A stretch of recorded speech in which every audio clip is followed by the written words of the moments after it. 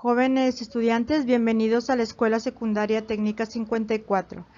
Profesor Leoncio Isaac Salazar Castillo. Ciclo escolar 2020-2021. Su maestra María Guadalupe Álvarez Mendoza les va a impartir la asignatura de matemáticas y los temas y los aprendizajes esperados de la primera semana se van a ver en este video, tanto para séptimo como octavo grado.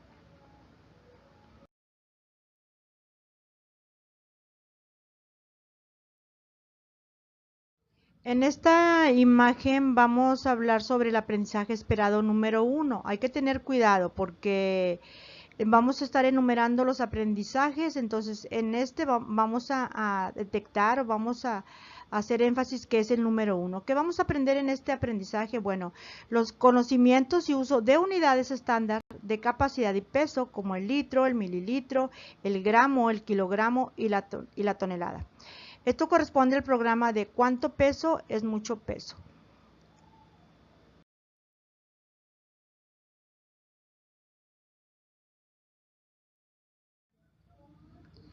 En esta imagen podemos decir qué es lo que vamos a medir o qué es lo que medimos, ¿sí?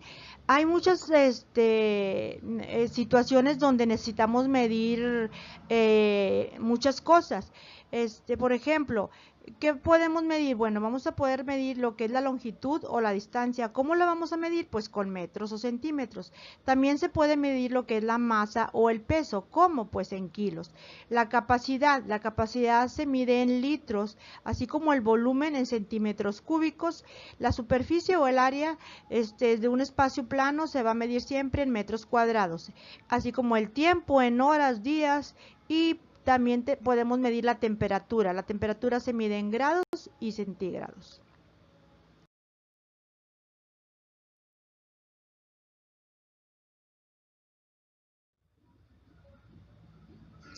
En esta imagen, como podrán ver, tenemos un ejemplo de cómo se mide los litros. Por ejemplo, en la pecera, pues su capacidad es de 2 litros. En cambio, la de la jarra es de 1 litro. 1 litro también podemos decir que está formado por 2 medios litros o 4 cuartos de litro.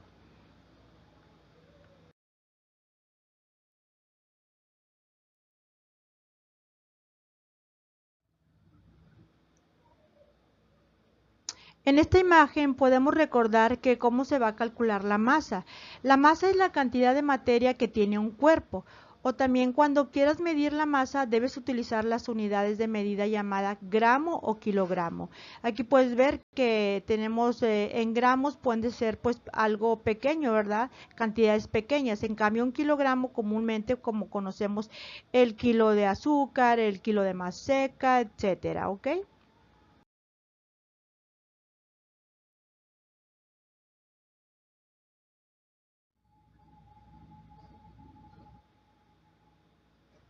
En esta imagen podemos ver las medidas de masa, ¿sí? Las medidas de masa se pueden representar por kilos, como lo habíamos dicho, por medios kilos, por cuartos de kilo. Podemos ver aquí en la imagen que para poder para poder conocer realmente el peso de algo, podemos usar lo que es una báscula.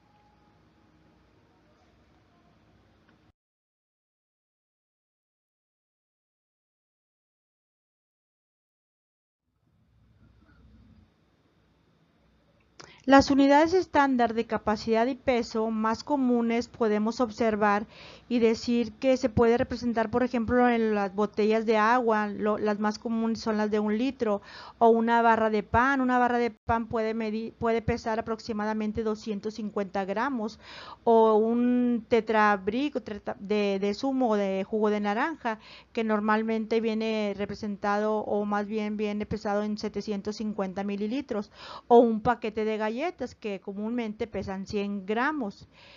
También tenemos aquí representando lo que es un queso, y aquí me dice que en este caso pues mide medio kilo. También tenemos de kilo, ¿verdad? Pero son los pesos más comunes. También tenemos la bolsa de manzanas. En este caso la bolsa de manzanas pesa un kilo con 25 gramos. Y los 6 huevos, que pesan 360 gramos. Y un jamón de dulce puede pesar hasta 200 gramos. Entonces son unidades estándar comunes que podemos nosotros usar o comprar en alguna tienda.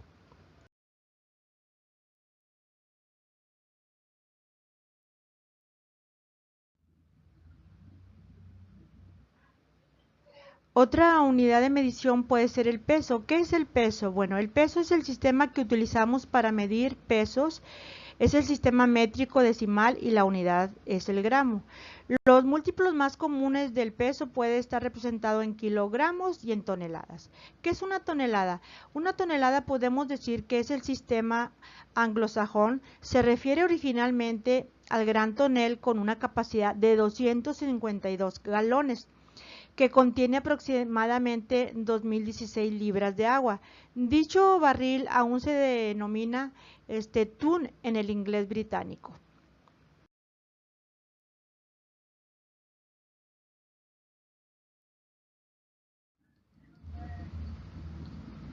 Ahora vamos a continuar con el aprendizaje esperado 2.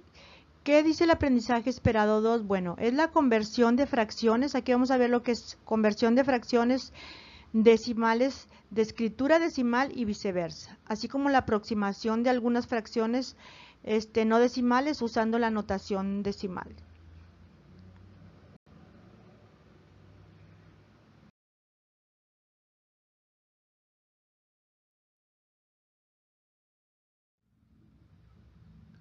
En este aprendizaje esperado también aquí tenemos un ejemplo donde nos explica cómo convertir una fracción no decimal a un número decimal. Por ejemplo, tenemos 3/4. El 3 viene siendo el dividendo y 4 viene siendo el divisor. ¿Cómo lo voy a convertir? Bueno, pues en forma de división. El 3, que viene siendo el dividendo, lo ponemos adentro de la casita comúnmente, y el 4, que es el divisor, lo vamos a poner afuera. Enseguida vamos a hacer una división normal, como lo explica aquí la imagen. Aquí está el proceso, aquí están los pasos, y el resultado nos dio que 3/4 va a ser igual a 0.75, que viene siendo el resultado de la división.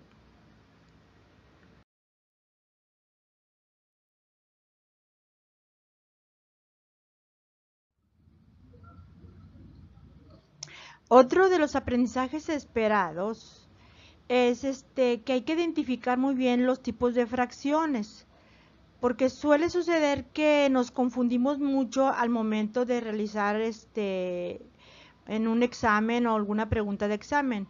Entonces, aquí en esta imagen como pueden ver, podemos identificar lo que es una fracción mixta, lo que es una fracción decimal y lo que es una fracción equivalente. Hay que identificarlo bien, ¿ok? Entonces, la fracción mixta o número mixto tiene un entero y una fracción propia, como lo pueden ver acá, donde dice 5 enteros y 2 octavos, ¿ok? Eso es una fracción mixta. Y una fracción decimal es cuando el denominador siempre está representado por un decimal, ya sea un 10, un 100, etcétera, ¿verdad? Entonces aquí tenemos 6 décimos que representa la fracción decimal. Y como último tenemos lo que es una fracción equivalente. La fracción equivalente representa la misma cantidad pero en unidades diferentes. podemos decir que 2 tercios es igual a 4 sextos. ¿Por qué? Porque si yo el 2 lo multiplico por 2, pues me da un 4. Y si el 3 lo multiplico por otro 2, me da un 6. Esto no quiere decir que siempre se va a multiplicar por 2. Se puede multiplicar el 2 tercios por un 3, por un 4, por un 5, y lo que me resulte pues va a ser su fracción equivalente. ¿Ok? Muy bien.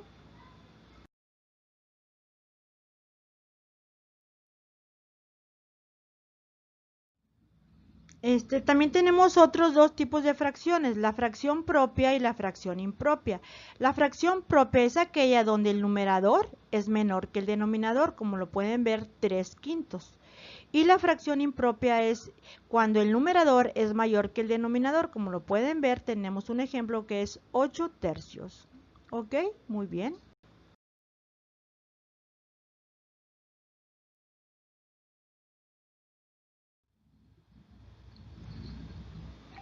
En esta imagen vamos a explicar más detalladamente lo que son fracciones decimales. ¿Qué son las fracciones decimales?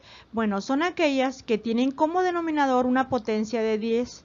Las fracciones se leen, por ejemplo, si yo tengo un décimo, pues es 1 sobre 10 va a ser un décimo, ¿verdad?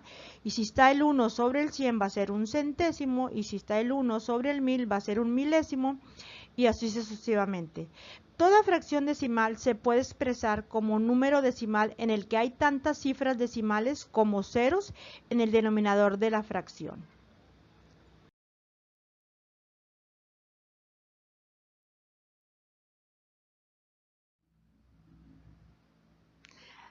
Aquí tenemos otros ejemplos. Si yo tengo 6 décimos, se va a escribir 0.6, que viene siendo 6 décimas.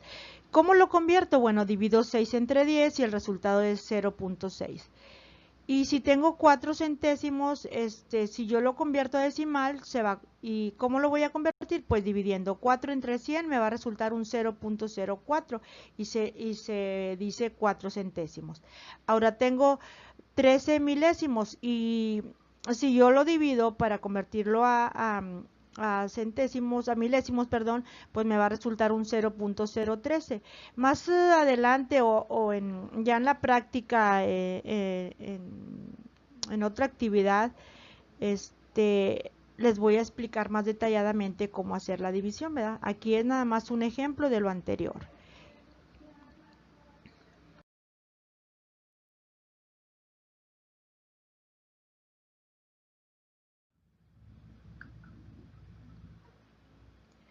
Fracción equivalente. En esta imagen vamos a explicar un poquito más amplio cómo encontrar una fracción equivalente. ¿Ok? Solo se va a multiplicar por el mismo numerador y denominador. En este caso tenemos un ejemplo de 2 quintos por 3 tercios, ¿sí? Entonces, ¿qué vamos a hacer? Bueno, voy a multiplicar 2 por 3 y me va a resultar un 6. Y denominador por denominador va a ser 5 por 3, me va a resultar un 15. Entonces, podemos decir que 2 quintos es equivalente a 6 quinceavos. También podemos tener 3 sobre 3, que viene siendo 3 tercios. Esto me va a resultar 1, ¿ok? Entonces, hay que recordar que cuando multiplicamos por 1 se obtiene siempre lo mismo, o sea que si yo tengo 3 tercios, me dio igual a un entero. También puedo tener 6 sextos, 10 décimos, y siempre, no importa qué tan grande sea el número, siempre el resultado va a ser igual a 1, que viene siendo un entero. Muy bien.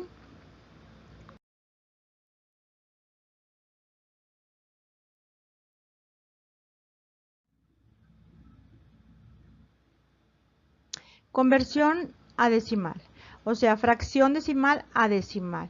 Si yo tengo, por ejemplo, 3 centésimos, ¿cómo lo puedo convertir a decimal? Bueno, o hago una división o recorro solamente los puntos, ¿ok? Como lo explica la imagen. Recuerden que una imagen dice más que 1000 palabras. Entonces, eh, me gustaría que si observan y analizan bien cada una de las imágenes, puedan entender también el seguimiento de un problema.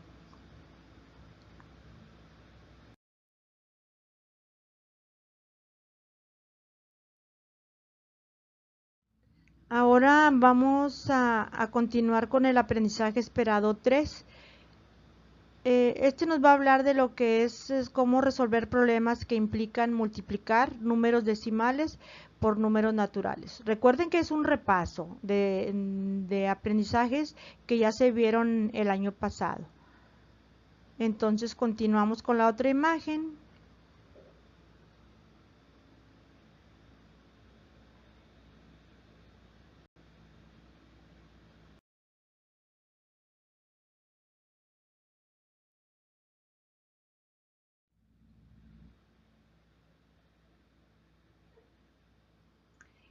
El aprendizaje esperado 3 nos habla de cómo multiplicar números decimales por números naturales.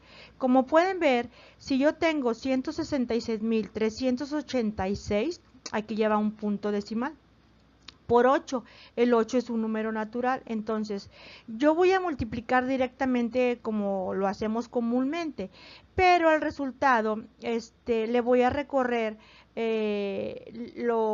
voy a contar los números que tengo después del punto decimal en la primera columna, y al final los voy a recorrer. Si arriba tenía 1, 2, 3, entonces abajo los voy a recorrer de derecha a izquierda y cuento 1, 2, 3, por lo tanto el punto decimal va a ir entre el 1 y el 0.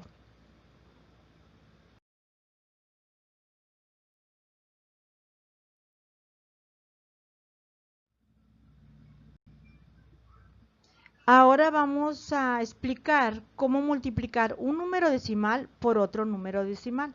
Si ustedes analizan y observan bien la imagen, salen sobrando las palabras, porque yo voy a multiplicar normalmente 2.23 por 1.5 y al final el resultado que me dé voy a contar los dígitos del 2.23. Tengo 2 después del punto y en el 1.5 tengo nada más un dígito, entonces voy a contar 1, 2 y el 5 son 3.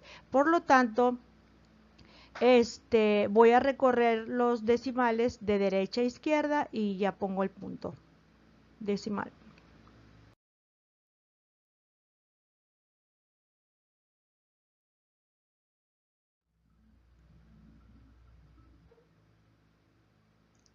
Ahora vamos a continuar con el aprendizaje esperado 4, del cual nos dice que repasemos lo que es una anticipación y comprobación de configuraciones geométricas que permiten construir un cuerpo geométrico.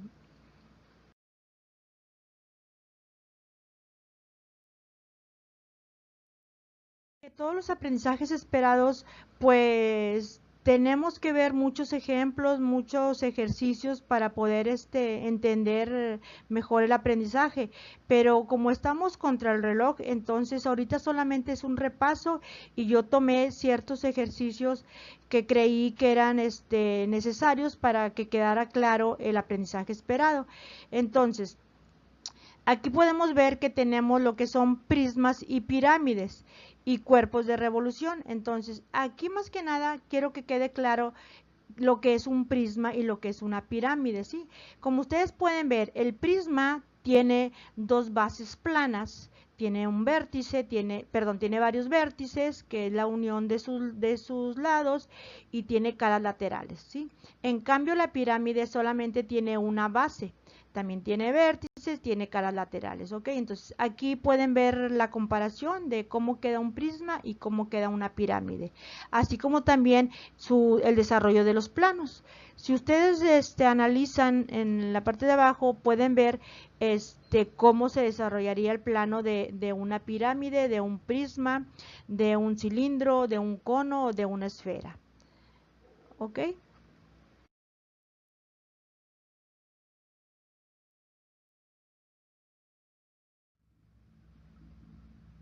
En el aprendizaje esperado número 5 vamos a hablar o vamos a repasar de cómo resolver problemas de multiplicación con fracciones y decimales y división con decimales, que viene siendo del programa multiplicación y división de fracciones.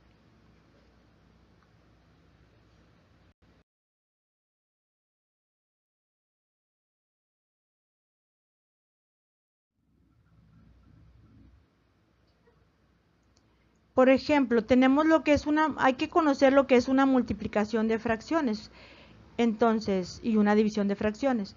La multiplicación, pues la operación es directa, o sea, si yo tengo un tercio por 2/5, voy a multiplicar numerador por numerador, que viene siendo 1 por 2, 2, y denominador por denominador, que viene siendo 3 por 5 igual a 15. Por lo tanto, el resultado son 2/15. En cambio, la división de fracciones, la operación o el procedimiento indicado es producto cruzado. ¿Por qué? Porque yo voy a multiplicar 1 por numerador por denominador, que viene siendo 1 por 5, me va a dar un 5. Y luego 3, que es el denominador, por el de arriba, que es el numerador, o sea, 3 por 2, me va a dar un 6. Por eso se le llama producto cruzado. Nada más les quiero hacer que recuerden que no se vayan a confundir, porque a veces decimos, en la multiplicación, bueno, si multiplicamos, pero en la división dice, pues es división, y luego estamos multiplicando. Bueno, el procedimiento es multiplicar, no importa que sea una división de fracciones, para que no se confundan y quede claro esto, por favor.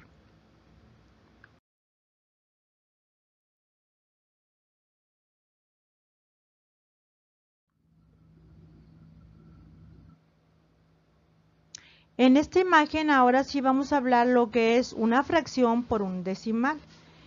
¿Cómo lo vamos a convertir? Bueno, el decimal a fracción y luego multiplico las dos fracciones como lo indica la imagen. 0.8 va a ser igual a 8 décimos. Y si yo simplifico 8 décimos y digo mitad de 8, 4, mitad de 10, 5. Por lo tanto, se convierte a 4/5. En el otro ejemplo tenemos 3 cuartos por 0.8. Esto va a ser igual ahora 3 cuartos por 4/5, que era igual a 0.8. Y tenemos que esto va a ser igual a 3 por 1/5. Y mi resultado va a ser 3/5. Por ejemplo, aquí vamos a aclarar. Para yo poder multiplicar, o sea, como tengo una fracción y tengo un decimal, no se puede hacer la operación. Necesito convertir el decimal, o sea, el 0.8 a fracción, para entonces ahora sí poder hacer la multiplicación. ¿Ok? Ese es el ejemplo 1. En el otro ejemplo ustedes pueden ver también el mismo procedimiento.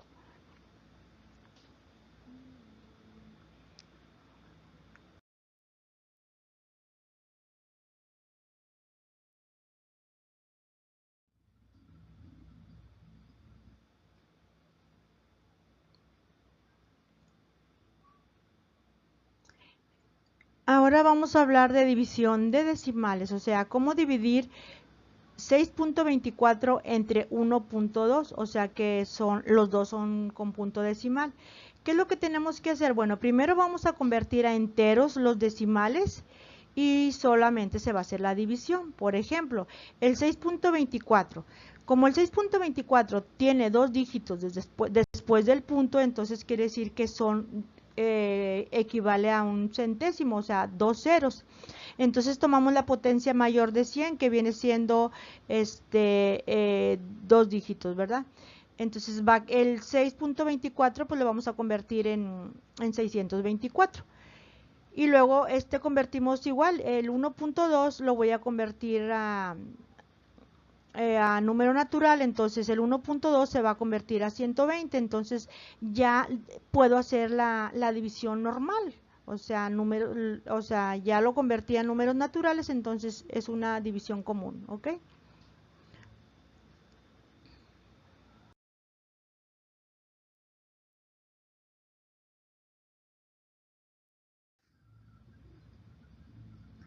Ahora vamos a hablar del aprendizaje esperado 6. Ya me lo terminamos.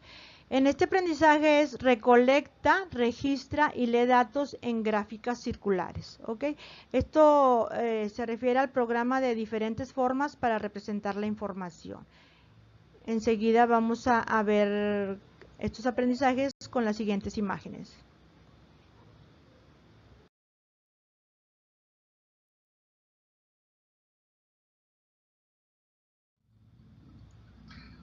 Diagramas circulares. ¿Qué es un diagrama circular? Bueno, se llaman también diagramas de pastel o diagramas de sectores.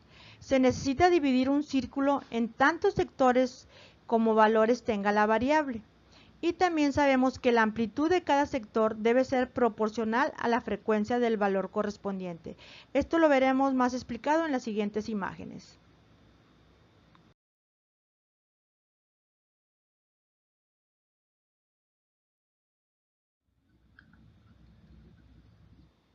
Diagrama circular. ¿Qué es un diagrama circular? Bueno, el diagrama circular es un recurso estadístico que permite representar un dato discreto o un porcentaje en una gráfica circular, como lo pueden ver en la en el ejemplo que tenemos, que está hablando de la cantidad de animales en el zoológico. Ustedes pueden ver que está dividido en 1, 2, 3, 4, en 5 colores. El primer color nos habla que es la cantidad de perros. En el siguiente, la cantidad de gatos. En el amarillo, la cantidad de borregos. En el verde, la cantidad de iguanas. Y en el morado, lo correspondiente a pájaros. Entonces, aquí ustedes están viendo que se está representando por un porcentaje, ¿verdad? En los perros 37.5, los gatos un 12.5, los borregos un 12.5, las iguanas un 12.5% y los pájaros un 25%, ¿verdad? Entonces, si nosotros sumamos todos esos porcentajes, me tiene que dar un total del 100%. Entonces, ¿qué quiere decir? Que el 100 se dividió en tantas partes como lo indican las cantidades de animales que hay en el zoológico.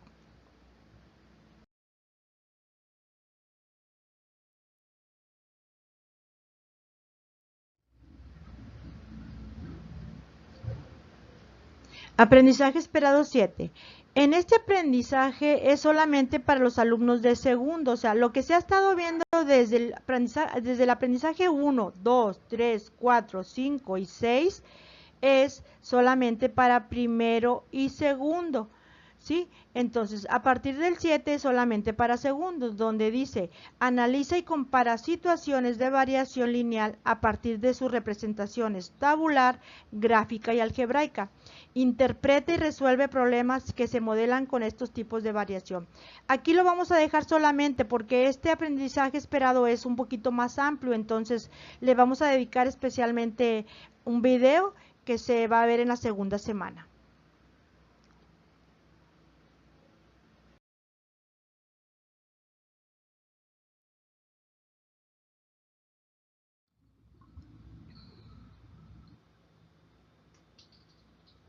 Aprendizaje esperado 8.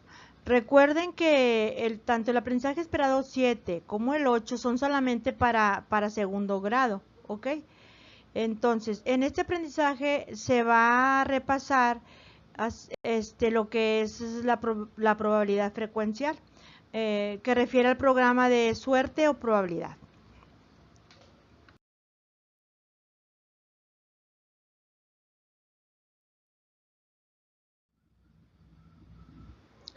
Aquí en esta imagen podemos repasar o recordar que lo que es una probabilidad frecuencial.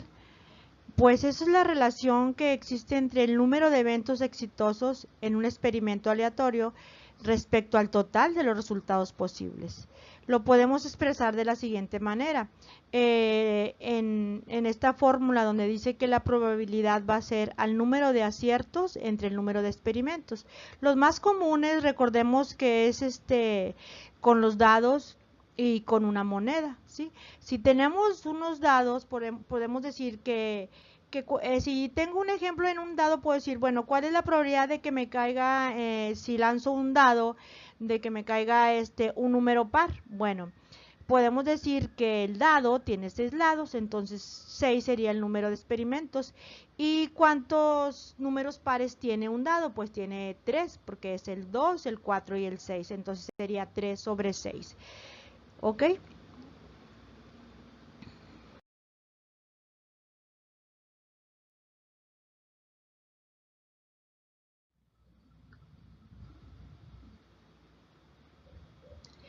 Aquí en este ejemplo de probabilidad frecuencial, pues está un poquito más específico, porque primero me dan, en la primera imagen me da los datos, donde dice que el número de hijos de obreros de la empresa son tantos. Por ejemplo, primero tengo que cuántos tienen, no tienen hijos, pues son 20. ¿Cuántos tienen un hijo? Son 45. ¿Cuántos tienen dos? 57. ¿Cuántos tienen tres? 39. ¿Cuántos tienen cuatro? 28. ¿Cuántos tienen cinco? 14. ¿Y cuántos tienen seis hijos? 9. Entonces, yo puedo sumar que el total de obreros viene siendo 212 y que entonces la pregunta del lado derecho me dice, me pregunta, dice, se dice seleccionar una familia al azar. ¿Cuál es la probabilidad de que ésta tenga 3 hijos? Entonces me voy a los datos y checo que los que tienen 3 hijos son 39. Entonces va a ser 39 entre 212. ¿Por qué 212? Bueno, porque es el total de obreros. Si yo hago la división correspondiente, me va a resultar que es un 0.1840, el cual puedo tomar nada más el 0.18 y puedo decir que es el 18%.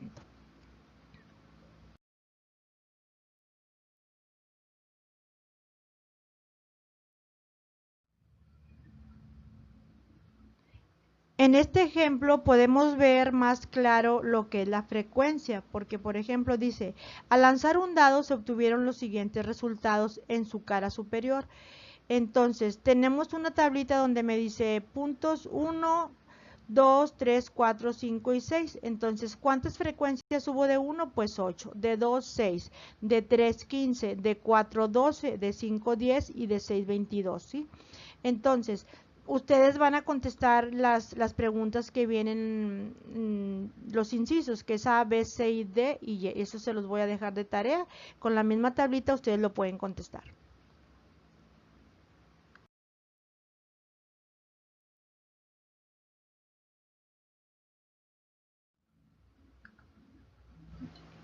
En esta imagen también ustedes pueden analizar que los datos de un problema o de un ejemplo pues se vacían y se pueden poner en columnas con todos los datos, ¿verdad? O sea, aquí ya está resuelto, pero si por ejemplo yo les digo que en una urbanización de la ciudad se recopilaron los datos de una votación para elegir el representante de su comunidad y les digo Guillermo tuvo 18, Cristina tuvo 30 y Marcelo tuvo 12 votos. Entonces, todos estos datos yo los voy a vaciar a la tabla como se puede ver en la imagen. Entonces, aquí en la imagen, pues voy a acomodar quiénes eran los candidatos. ¿Cuál era la frecuencia absoluta? Bueno, la frecuencia absoluta, como ustedes pueden ver, pues fue la cantidad de votos. Pero ya en la fracción relativa, entonces, ahí vamos a detallar los datos que tenemos, ¿verdad? Para poder obtener el porcentaje. Entonces, la fracción va a ser 18 entre 60. ¿Por qué 18 entre 60? Bueno, porque Guillermo tuvo 18 votos y el total de votos fueron 60. Entonces, así va a quedar la fracción. Y esa fracción la voy a convertir a decimal. ¿Cómo la convierto a decimal? Pues dividiendo 18 entre 60. Me resultó un 0.30 que equivale al 30%. ¿Ok? Cada uno de estos ejemplos me va dando un decimal, ¿sí? Y un porcentaje. Entonces, les voy a pedir de favor que la división de 18 entre 60 lo van a hacer en su libreta para que los demás ejercicios que les voy a estar mencionando, todos van a quedar en la libreta, ¿verdad? Entonces, en este caso, como no hay mucho que hacer, lo único que les voy a pedir es de que hagan la división 18 entre 60 para que comprueben que me resultó un decimal de 0.30. Entonces, ya viendo así en general la tabla, ustedes pueden ver que los porcentajes son el resultado de cada uno de los candidatos fue un 30%, un 50% y un 20%. Si yo sumo estos porcentajes me va a dar un total del 100%, donde estoy comprobando entonces que las operaciones están correctas.